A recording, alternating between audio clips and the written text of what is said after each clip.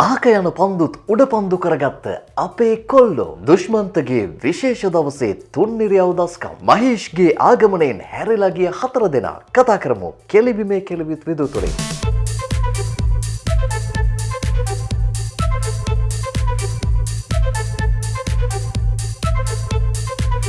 අයිබෝන් ක්‍රිකට් වලට ආදරය කරන හැමෝටම බොහෝ දෙනෙක් නොසිතූ විදිහට ශ්‍රී ලංකා කණ්ඩායම සහ දකුණු අප්‍රිකාව අතර එක්දින තරගාවලිය 2-1 ලෙස ජයග්‍රහණය කරන්න ශ්‍රී ලංකා කණ්ඩායම සමත් වුණේ එක්දින වාර්තා පොත් රැසක් අලුතින් ලියවමින්.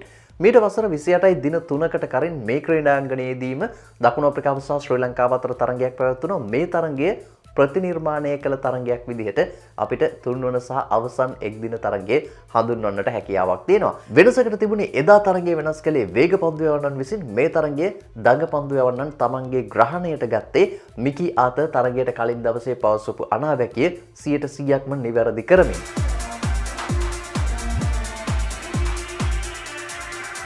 පළමු තරගය සඳහා යොදාගෙනු තනතීරුවමයි මේ සඳහාත් යොදාගෙනුනේ වියලි දුහුවිල්ල තිබිච්ච තනතීරුවක් බව අපිට දැක ගන්නට හැකියාවක් ලැබුණා. මේ තරගයට තමයි තරගාවලියේ හොඳම කාලගුණය පැවතුනේ උදෑසන සිටම හොඳ හිරු එළියක් පතනය වීමත් එක්ක ක්‍රීඩාංගණයේ මේ තනතීරුව බලාපොරොත්තු වෙච්ච විදිහටම දඟ පන්දු යවන්නන්ට වඩාත් හිතකර තනතීරුවක් බවට පත් වුණා. කෙසේ වෙතත් තනතීරු පිළිබඳ විශේෂඥයින් මේ පිළිබඳව සඳහන් කළේ ලකුණු 230ක් 240ක් කියන්නේ ඉතාමත්ම හොඳ ලකුණු සංඛ්‍යාවක් කියලා. කාසිය වාසී යලිත් වතාවක් හිමි කර ගැනීමත් එක්ක දසුන් ශානක පළමුවෙන් පන්දුවට පහර දෙන්න තීරණය කළා. මේක තරගයේ තීරණාත්මක අවස්ථාවක් බවට පත් වුණා. කේෂව මහරාජ් පසුව පවසා සිටියේ කාසිය වාසිය මෙතරම් තීරණාත්මක වෙයි කියලා ඔහු අපේක්ෂා නොකරපු බව. විදු ඩ්‍රීම් 11 එකේ බලාපොරොත්තු වෙච්ච විදිහටම දකුණු අප්‍රිකා කණ්ඩායම අන්චේන්ජ් ටීම් එකක් තමයි ක්‍රීඩා කළේ. කගිසෝ රබඩා ඔහුගේ ශාරීරික යෝග්‍යතා පරීක්ෂණයෙන් සමත් වෙලා තිබුණා. මේ නිසා ඔහුට කණ්ඩායමට එකතු වෙන්න අවස්ථාව හිමි වුණා.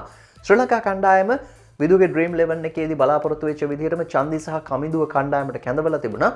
දඟපන්දු යවන්නන්ගේ අකිල ධනංජයට කණ්ඩායමෙන් ඉවත් වෙන්න සිදු වෙලා තිබුණා. ඔහු වෙනුවට පෙරලිකාර තීරණයක් ගත්ත දසුන් මහේෂ් තීක්ෂණ කණ්ඩායමට කැඳවලා තිබුණා. ප්‍රවීන් ජයවික්‍රමට තවදුරටත් කණ්ඩායමේ අවස්ථාව ලබා දෙන්න දසුන් තීරණය කරලා තිබුණා. මේ ක්‍රීඩකයන් දෙදෙනාම අන්තර්ජාතික තලයේත් පළමු පෙළ පිටියේත් එතරම් අත්දැකීම් තියෙන ක්‍රීඩකයන් නෙවෙයි. මේ නිසා දසුන් ශානකගේ මේ තීරණය ඉතාමත්ම අවදානම් සහගත තීරණයක් බවට පත් වුණා. නමුත් ඔහු නායකයෙක් විදිහට ඒ අවදානම කරට අරගෙන තමයි ඒ තීරණය ගත්තේ. මොකද මේ තීරණය වැරදුනා නම් බැනුම් අහන්න වෙන්නේ ඔහුට. නමුත් ඔහු පුහුණුවීම් වලදී මේ ක්‍රීඩකින් දෙදෙනා අධ්‍යයනය කරන්නට ඇති. ඒ අනුව ඔහු ඉතාමත්ම නිවැරදිව තීරණය කරලා තිබුණා. ඔවුන් දෙදෙනා යොදාගත යුතු අවස්ථාව පිළිබඳව ඔහුට තීරීම් කමිටුවෙත් පුහුණුකරුවන්ගේත් සහයෝගය ඒ සඳහා හිමි වෙච්ච බව තමයි තරගයෙන් පස්සේ මාධ්‍ය හමුවේදී දසුන් සඳහන් කළේ. මෑත ඉතිහාසයේ නායකයන් ගත්ත මේ වගේ තීරණ නිසා සුවිශේෂී පන්දු යවන්නන් 3 දෙනෙක් මේ වෙනකොට ශ්‍රී ලංකා ජාතික කණ්ඩායම නියෝජනය කරනවා.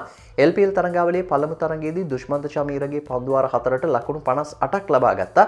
නමුත් ඇන්ජලෝ මැතිව්ස් ඔහුව මේ තරගාවලිය පුරා ඊට පස්සේ යොදාගත් ආකාරයත් එක්ක අද වෙනකොට ඔහු ජාතික කණ්ඩායමෙත් අවස්ථාව හිමි කරගෙන ලෝකයේ අංක 1 වේග පන්දු යවන්නෙක් බවට පත් වෙලා තියෙනවා.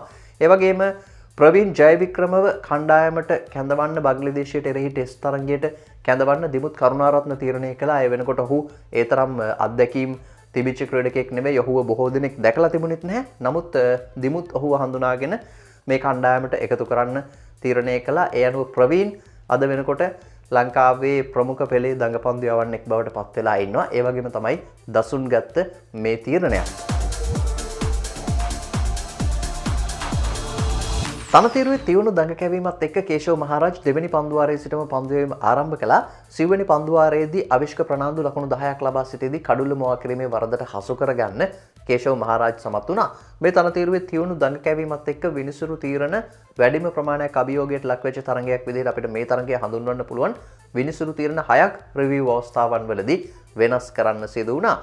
කේෂව මහරාජ් අවිෂ්ක දවා ගැනීමට කරපු ඉල්ලීමත් විනිසුරුවරයා ප්‍රතික්ෂේප කළා. නමුත් එය තෙවන විනිසුරු වෙත යොමු කිරීමෙන් පස්සේ අවිෂ්ක දැවීගේ ක්‍රීඩකයෙක් බව තහවුරු වුණා. ශ්‍රී ලංකා ඉනිමේ දැවියම් 3ක් කිසිදු සමාවක් ලබා දී නොහැකි දැවියම් විදිහට සටහන් කළ යුතුයි. අනිකුත් දැවියම් දකුණු අප්‍රිකා පන්දු යවන්නන්ගේ එහෙම නැත්නම් පන්දු රකින්නන්ගේ දක්ෂතා නිසා ඔවුන් දවාගත්ත කඩළු විදිහට අපිට සටහන් කරන්න පුළුවන්. මේ සමාවක් ලබා දී නොහැකි දැවියම් අතරේ පළමු යන්න දිනේෂ් චන්දිමාල්ගේ දැවියම චන්දි දැවියන්නේ ජෝර්ජ් ලින්ඩේගේ කඩුල තුලට දඟ කැවෙන පන්දුවකට ස්වීප් පහරක් එල්ල කරන්න ගිහලා කඩුල මුවා කිරීමේ වරදට හසු වෙලා බැලුමට මේක පායින දෙසින් පතිත වෙන පන්දුවක් විදිහට පෙනුන නිසා විය යුතුයි. ලින්ඩන් හැනිබල් විනිසුරුවරයා එය දැවියාමක් ලෙස සටහන් කිරීම ප්‍රතික්ෂේප කළේ. තුන්වන විනිසුරුවරයා වෙත යොමු කිරීමෙන් පස්සේ එය දැවියාමක් බව තහවුරු වුණා. කෙසේ වෙතත් දිනේෂ් චන්දිමාල් කියලා කියන්නේ අත්දැකීම් තිබෙන ඒ වගේම හොඳ තාක්ෂණයක් තියෙන හොඳ පහරවල් රසක් තිබෙන ක්‍රීඩකයෙක්. ඉතින් ඔහු වගේ ක්‍රීඩකයෙක්ට මේ වගේ ෆුල් ලෙන්ත් එකේ වැටෙන කඩුල තුලට දඟ කැවෙන පන්දුවකට ස්වීප් පහරක් එල්ල කරන්න අවශ්‍ය නැහැ. ඔහුට ඊට වඩා හොඳ පහරවල් ඕනෑ තරම් තිබුණා තරගේ ඒ සිටුවේෂන් එකේ ඒ පන්දුව පිළිගන්න. මොකද ශ්‍රී ලංකා කණ්ඩායම ඔහුගෙන් දිගු ඉනිමක් බලාපොරොත්තු වුණා. මොකද අත්දැකීම් වැඩිම ක්‍රීඩකයා කණ්ඩායමේ ඉන්න. ඒ නිසා ඔහුගෙන් එක පැත්තක් අල්ලගෙන ලොකු ලකුණු සංඛ්‍යාවක් කණ්ඩායම බලාපොරොත්තු වුණා. ඉතින් මේ වගේ අර සිල්ලර පහරක් එල්ල කරන්න ගිහිල්ලා දැවියාමක් කිසිසේත් ඔහුගෙන් බලාපොරොත්තු වෙන්න බෑ. මේ නිසා චන්දිට මීට වඩා හිතන්න තිබුණ කියන එක තමයි විදූ දකින්නේ. දකුණු අප්‍රිකානුවන් ස්වීප් පහර භාවිත කරලා ලකුණු ලබා ගත්තත් ශ්‍රී ලංකා කණ්ඩායම ස්වීප් පහර භාවිත කළේ වඳුරට දැලපිහි අහුණා වගේ කියලයි විදූ දකින්නේ. දසුන් ශානක ශ්‍රී ලංකා පිතිකරුවන්ට ස්වීප් සහ රිවර්ස් ස්වීප් පහරවල් පිළිබඳව විශේෂ පුහුණුවක් ඉල්ලා සිටීම ඉතාම සාධාරණයි කියලා මේ තරඟය බැලුවාම අපිට තේරෙනවා. මොකද ඔවුන් ඒ දකුණු අප්‍රිකානුවන් මේ පහර භාවිත කළේ බොහෝ විට ෆීල්ඩ් එක අන්සෙටල් කරන්න, ඒ වගේම පන්දු යවන්නාව අන්සෙටල් කරන්න, ඔවුන්ට ලකුණක් දෙකක් ලබා ගන්න, ස්ට්‍රයික් එක රොටේට් කරගන්න, මෙන්න මේ වගේ කරුණු සඳහා තමයි ඔවුන් මේ පහර භාවිත කළේ. ඉතින් ඔබ හොඳින් තරඟ නැරඹුවා නම් දකින්න ඇති මේ දකුණු අප්‍රිකා පිතිකරුවන් ස්වීප් පහර එල්ල කරද්දී ඔවුන් ගොඩක් තදින් පන්දුවට පහර දෙන්නේ නැහැ. ඔවුන් බොහෝ විට කරන්නේ පන්දුව ස්ථානගත කරමින් පොඩි ටච් එකක් දෙන එක විතරයි. පන්දුවට ඒ පන්දුව ස්ථානගත කරමින් ලකුණු කිහිපයක් ලබා ගැනීම තමයි ඔවුන්ගේ අරමුණ බවට පත් වෙන්නේ මේ දාලා තියෙන ෆීල්ඩ් එකට ඇටැක් එකක් කරලා. දසුන් ශානක දැවීගේ ස්වීප් පහරක් එල්ල කරන්න ගිහිල්ලා උඩ පන්දුවක් ලබා දීමෙන් විදූ දකින විදියට ඔහුට ඒ පහර තරම් ඉහළින් එල්ල කරන්නට අවශ්‍යතාවයක් තිබුණේ නැහැ. සාමාන්‍යයෙන් අපි ස්වීප් පහර ගහනකොට අවසන් මොහොතේදී පිත්ත මේ ආකාරයට වහනවා. පිත්ත වහන එකෙන් බලාපොරොත්තු වෙන එකක් පන්දුව ඉහළ යාම නැවැත්වීම. අනිත් කාරණය තමයි පන්දුවට තව ටිකක් වැඩිපුර බලය ලබා දීම. පිත්තේ මැද පන්දුව වැදුනට පස්සේ තමයි පිත්ත වහන එක සිදු කරන්න. ඉතින් මෙතනදී විදූ දැක්කේ ටිකක් දසුන්ට මේ පන්දුවේ කාලය හරියට නිර්ණය කරගන්නට බැරිවීමත් එක්ක පිත්ත චුට්ටක් කලින් වැහුණා වගේ තමයි විදූ දැක්කේ එතනදී. ඒ නිසා පිත්තේ ටිකක් උඩ අග්‍රේ තමයි පන්දුව වැදුනේ. මේ නිසා තමයි ඒ උඩ පන්දුවක් බවට පත් වුනේ. දසුන් පිටියට එද්දි පන්දු වාර 30ක් අපිට ඉතිරි වෙලා තිබුණා. ඉතින් ඔහු නායකයා විදිහට ඒ වගේම අංක 6 පිතිකරුවා විදිහට ශ්‍රී ලංකා කණ්ඩායමේ ඉන්න අවසන් නම්දරු පිතිකරුවා විදිහට ඔහු කළ යුතුව තිබුණේ චරිත් අසලංකට Tamanගේ උපරිම සහයෝගය ලබා දීලා පන්දු වාර 10ක් විතර මේ කණ්ඩායම ඇදගෙන යාම. ඉතින් නමුත් දසුන්ට අවශ්‍ය වුණා ඒ අවස්ථාවේදී මේ තියෙන ප්‍රෙෂර් එක රිලීස් කරගන්න පහරවල් දෙකක් තුනක් එල්ල කරන්න. ඉතින් ඒ නිසා විය යුතුයි ඔහු බොහෝ දුරට ඒ වගේ පහරවල් කරා පෙළඹුණේ. නමුත් මේ වෙලාවේදී පන්දු 180ක් අපිට ඉතිරි වෙලා තිබුණා. ඒ නිසා ඒ මොහොතේ ටිකක් දසුන් වැඩිපුර කල්පනා කළ යුතුව තිබුණා කියලයි විදූ දකින්නේ. මොකද ඔහුගේ කඩොල්ල බිඳ වැටුණාට පස්සේ මොන වගේ ඉරණමක් අත්වෙයිද කියන එක පිළිබඳව ඔහුට කල්පනා කරන්න තිබුණා. ඉතින් අපි කියනවා රිස්ක් එක කැල්කියුලේට් කරලා අපි අවම රිස්ක් එකක් තියෙන වැඩේ තමයි කරන්නේ. ඉතින් මේක චාමික කරුණාරත්න ඉතාමත්ම හොඳින් කළා. ඔහුගේ රිදම් එකකින් එළියට ගිහිල්ලා තමයි ඔහු මේ තරඟයේදී පන්දුවට පහර දුන්නේ. මේ ඉනිම ඉතාමත්ම වැදගත් වුණා ශ්‍රී ලංකා කණ්ඩායමට. ඉතින් වනිදු හොසරංගත් මේ වගේම පහරක් අනවශ්‍ය පහරක් එල්ල කරලා තමයි දැවී ගියේ. ඔහුත් කල්පනා කළ යුතුව තිබුණා මේ වෙලාවේදී කළ යුතුව තිබෙන්නේ ඉහළින් පහරවල් එල්ල කෙලීම නෙමෙයි, පුළුවන් තරම් චරිත අසලංකට Tamanගේ සහයෝගය ලබා දීම කියන එක. ඉතින් දසුන් කියන්නේත් වනිදු කියන්නේත් මොන වගේ හැකියාවක් තියෙන පිතිකරුවන්ද කියලා අපි දන්නවා. ඔවුන්ට අවශ්‍ය නම් කඩුල්ලේ රැඳිලා ඉන්න පුළුවන්. ඒ වගේම ඕනම මොහොතක පහරක් එළියට දාන්න හැකියාව තියෙන ක්‍රීඩකෙක්. ඉතින් ඔවුන් ස්ථාවර වීම තමයි වඩාත් වැදගත් වෙන්නේ. විශේෂයෙන්ම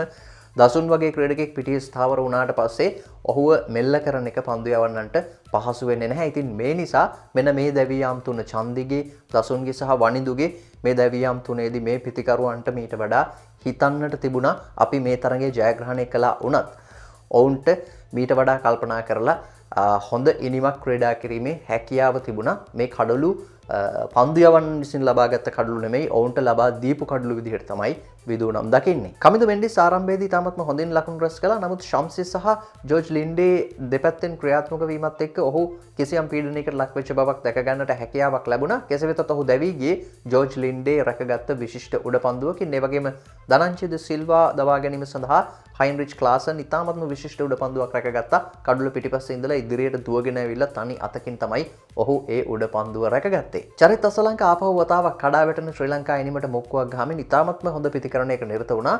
චාමික කරුණාරත්න ඔහුට අනගි සහයක් ලබා දුන්නා කියලා අපිට හඳුන්වන්න පුළුවන්. Tamanගේ සුපුරුදු පිතිකරණ රටාවෙන් මිදිලා ඔහු කණ්ඩායමට අවශ්‍ය දේ ඒ මොහොතේ කළා. පන්දු 64ක් තුලදී ඔවුන් දෙදෙනා අතර ලකුණු 43ක සබඳතාවයක් ගොඩනැගුණා. මේ සබඳතාවයේ ඉතාමත්ම වටිනා සබඳතාවයක් බවට පත් වුණා. චාමික කරුණාරත්න පන්දු 39ක් තුලදී ලබා ගත්තේ ලකුණු 16ක් විතරයි. නමුත් ඒ ලකුණු 16 ඒ මොහොතේදී ශ්‍රී ලංකා කණ්ඩායමට ඉතාමත්ම වැදගත් ලකුණු 16ක් බවට පත් වුණා. දුෂ්මන්ත චමීරගේ ප්‍රතිකරණය ඉතාමත්ම ප්‍රශංසනීයයි. මුල් පෙළ ප්‍රතිකරුවන් කළ යුතු දේ තමයි දුෂ්මන්ත චමීර කළේ. ඔහු ඉතාමත්ම මැනවින් චරිත අසලංකට අවශ්‍ය කරන සහයෝගය ලබා දුන්නා. Tamanගේ පැත්තෙනුත් හැකිතරම් ඔහු ලකුණු ලබා ගන්න උත්සාහ කළා.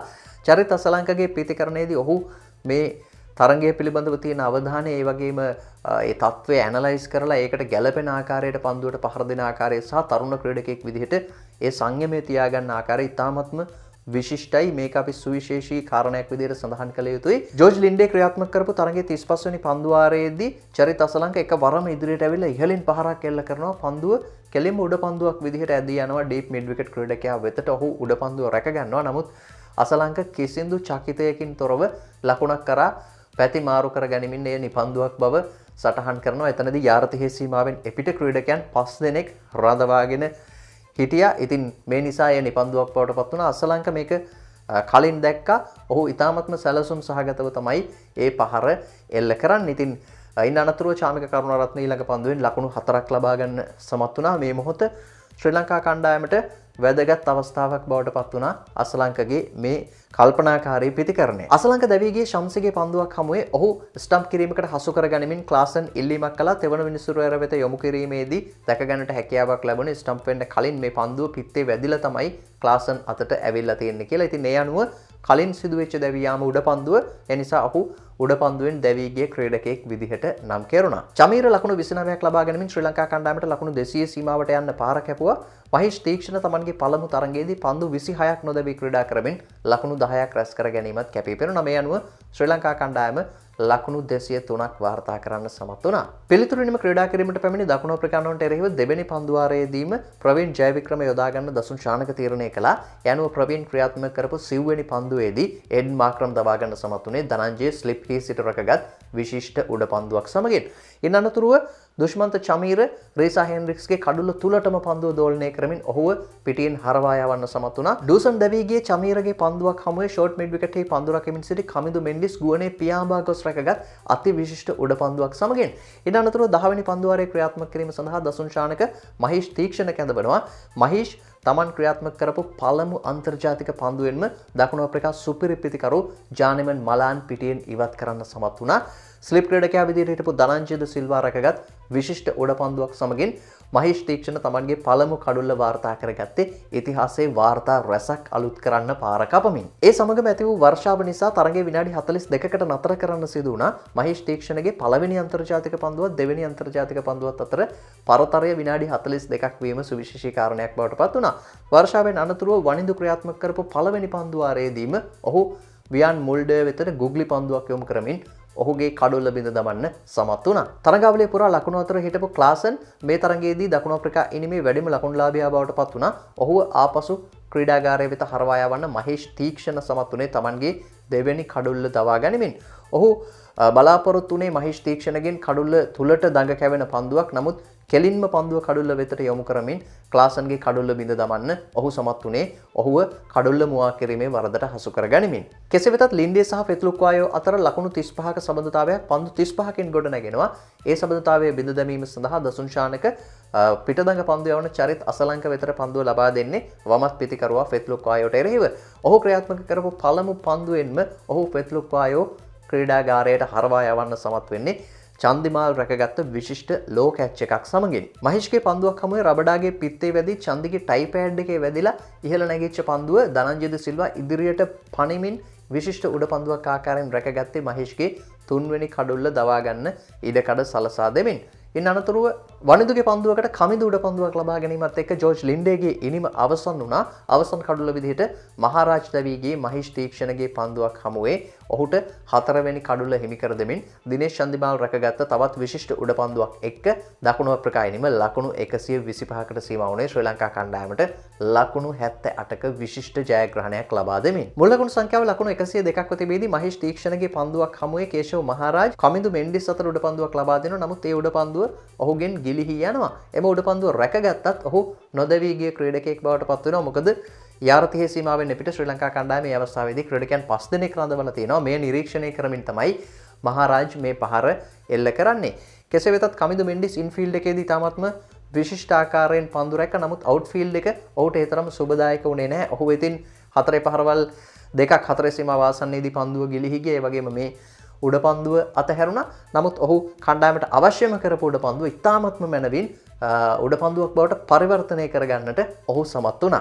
මේ තරගය පැවැත්වුණේ සැප්තැම්බර් 7 වෙනිදා 1993 සැප්තැම්බර් 4 වෙනිදා මේ හා සමානම තරගයක් කොළඹ ආර් ප්‍රේමදාස ක්‍රීඩාංගණයේදී පැවැත්වුණා.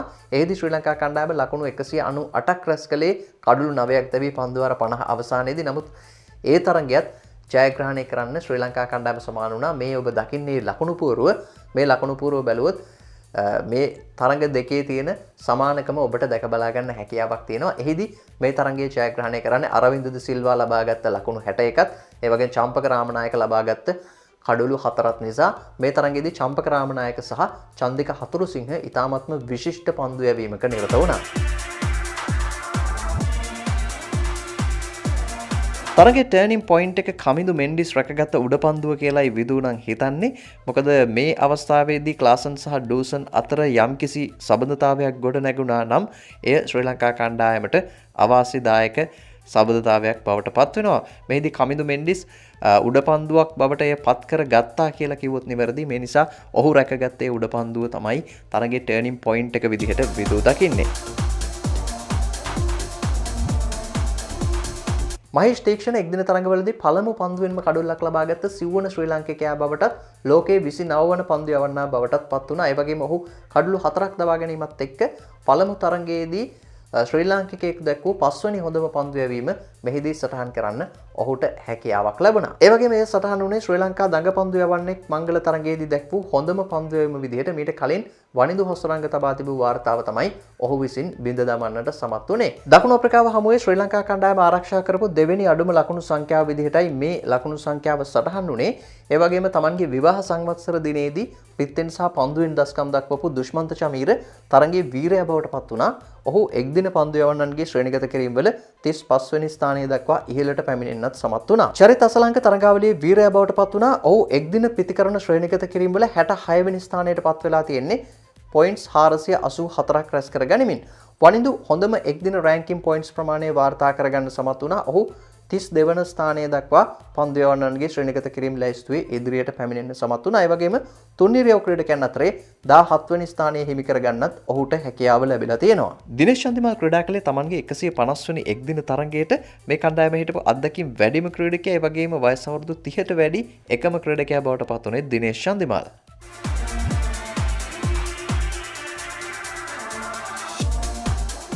වසර 8කට පස්සේ දකුණු අප්‍රිකා කණ්ඩායමට එක්දින තරඟාවලියේ පරාජයක් හිමි කර දෙමින් දසුන් ශානක නායකයෙක් විදිහට Tamanගේ පළවෙනි එක්දින තරඟාවලියේ ජයග්‍රහණය වාර්තා කරගන්න සමත් වුණා.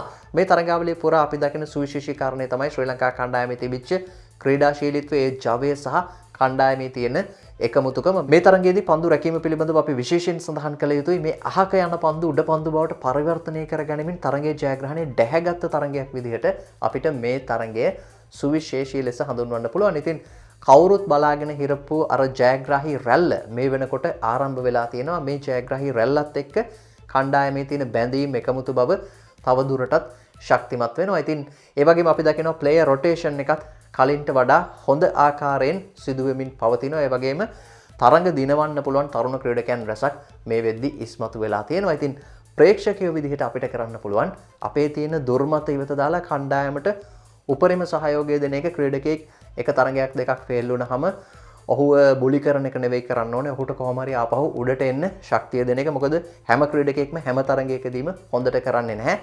අඩුපාඩු සිදුවෙන අවස්ථාවන් එනවා, වැරදි සිදුවෙන අවස්ථාවන් එනවා. මේ ගැන සාධනීයව කතා කරලා අනවශ්‍ය විවේචනයන්ට යන්නේ නැතුව ඔවුන්ට තමන්ගේ වැරදි හදාගන්න පුළුවන් විදිහට සාධනීය විවේචනයන්ට යන එක තමයි අපි කළ යුතු තියෙන්නේ. ඉතින් ක්‍රිකට් ගැන ක්‍රිකට් වලින් කතා කළොත් ඒ ප්‍රශ්න මුකුත් නැහැ. මේ නිසා ක්‍රිකට් ගැන ක්‍රිකට් වලින් කතා කරන්න ක්‍රික්විදු YouTube channel එකත් එක්ක එකතු වෙන්න. ඒ වගේම bell icon එක tap කරන්න. එතකොට විදු වීඩියෝ එකක් අප්ලෝඩ් කරපු සැනින් ඔයාලට දැක බලා ගන්න හැකියාවක් තියෙනවා. එහෙමනම් 2020 තරගාවලියේ පෙරදැක්මත් එක්ක අපි ඉක්මනින්ම හමු වෙමු. අදට ගිහිල්ලා එන්න ජය වේවා.